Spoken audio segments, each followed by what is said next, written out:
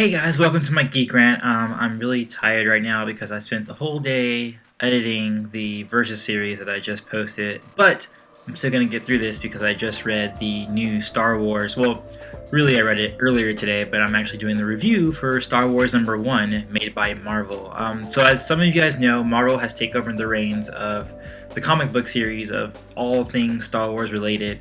Dark Horse has had it for like the past 2 months, and now Marvel's taking over the reins again. Now that Disney owns Lucasfilm, as you guys all know.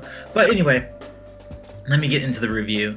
I actually thought it was very good. It started off like an actual Star Wars movie. It came out with like the opening title and the scrolling text of what's going on.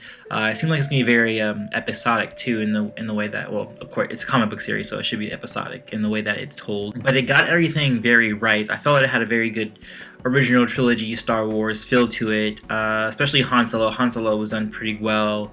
You have like the same dynamic that you have in the Rebel series, which makes sense that they're both being inspired by the original trilogy, Rebels, and the new Star Wars comics. So it makes sense that the dynamic in Rebels is still present in these comic books.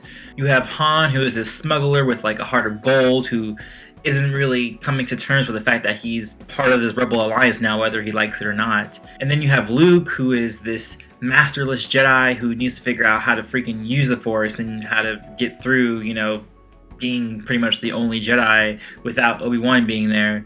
And then you have Leia, who I felt was probably the one that was most downplayed in the whole comic book series, or not the series, but this issue at least. But even so, speaking on Luke, I think they treated him very well. They had him he had his moment in the issue. Everybody had their moments. Han had his moment, Luke had his moment, very much so, with a little bit of dismemberment going on, and Chewie had his little bit of a moment, and Vader himself had a moment, which I thought was pretty cool. I felt like Leia's moment pretty much was just telling Chewie to shoot Vader, which I guess is okay because I guess she's a commander or whatever, but I don't feel like she had much going on. But I think that will be alleviated because there's going to be a dedicated Leia series coming out after this, so hopefully that will be a lot better in terms of, I don't know, Leia's persona, because I felt like she was probably sort of casted aside for this issue. It was more focused on mostly Han, and then some Luke, and then Vader at the end. And speaking of Vader at the end, he actually gets a really, really cool moment where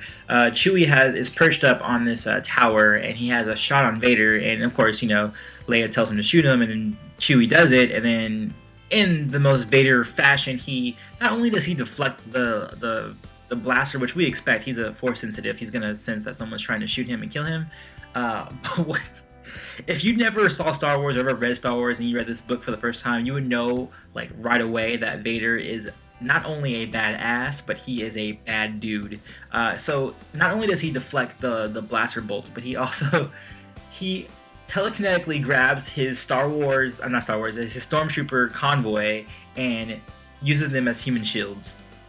Literally, he lets them take the brunt of all the blaster fire and lets them get riddled by Chewie's precision shots and just lets them die. And that just shows how freaking vicious and relentless Vader is, which I thought was perfect. And I hope we see more of that in the Vader comic series that we're going to get after this as well. It's going to be a dedicated comic series for Vader. But it just shows right away that Vader means business. He doesn't really care. It was awesome though. It was such a Vader moment. That was probably actually my favorite moment in the whole comic series, besides just general Han Solo coolness in it. And I always liked Luke too, because I definitely am interested in Luke's journey for sure. But I'm not really sure about that ending. The way that they were ending it makes it seem kind of like it's cheapening the Luke and Vader dynamic that happens in Empire Strikes Back. It definitely feels like they haven't seen each other since, A New Hope, or they haven't seen each other at all. It's like their first time meeting was in Empire Strikes Back. But if they're doing what I think they're doing at the end of the comic, or the little cliffhanger they had, I don't know how I feel about that, because I don't think they should meet until Empire Strikes Back. And I don't know if this is happening in Luke's mind or what, but or if he actually does run, like Obi-Wan tells him, he's like, hey, listen to me, run away from Vader. Hopefully he does run away. I don't want to see them actually have a conflict, because I think that shouldn't happen until much later in the series. But overall, I thought it was a pretty solid issue for the new Star Wars comics. I definitely suggest reading it. It's definitely worth the read. But yeah, that's it. That's all I have for now. I'll be doing a review for each issue that's coming out. I don't think the next one's coming out for a little bit. I think until February. And I'm also going to be doing reviews for the standalone Leia stuff and the Vader stuff and all that stuff. So yeah, that's it. Peace, love, and may the Force be with you. Always.